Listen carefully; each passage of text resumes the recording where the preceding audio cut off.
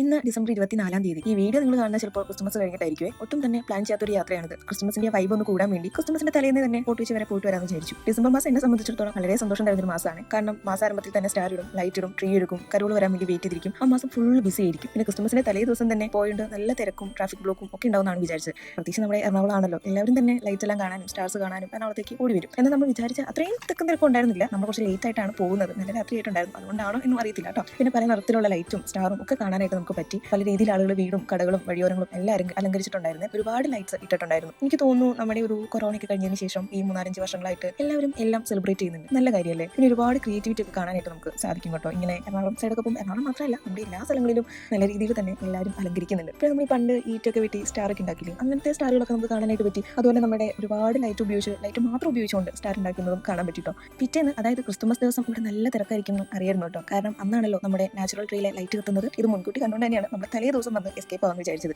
വലിയ ഗ്രൗണ്ടിൽ തലേന്ന് നല്ല അത്യാവശ്യം തിരക്കുകളൊക്കെ ഉണ്ടായിരുന്നു. അവിടെ നമ്മുടെ ന്യൂ ഇയറിന് കത്തിക്കാനുള്ള പപ്പാഞ്ഞി ഒരുക്കുന്നുണ്ടായിരുന്നു. അതുപോലെ നമ്മുടെ നാച്ചുറൽ ട്രീയിൽ ലൈറ്റ് എല്ലാം ഒക്കെ അവർ സെറ്റ് ചെയ്ത് വെച്ചിട്ടുണ്ടായിരുന്നു. ലൈറ്റ് തെളിഞ്ഞ് നമ്മൾ കണ്ടില്ല. തെളിയിക്കുന്നത് 25 ആയതുകൊണ്ട് നമുക്ക് അത് കാണാൻ പറ്റിയില്ല. പിന്നെ ചെറിയൊരു പപ്പാഞ്ഞിയെ അവിടെ സൈഡിൽ ഉണ്ടാക്കിയിട്ടുണ്ടായിരുന്നു. അങ്ങനെ നമ്മുടെ പപ്പാഞ്ഞി ഉണ്ടാക്കുന്നതും നമ്മുടെ നാച്ചുറൽ ട്രീ വലിയ ഗ്രൗണ്ടൊക്കെ സന്ദർശിച്ചതിന് ശേഷം നമ്മൾ തിരിച്ചു പോകുന്നു കേട്ടോ.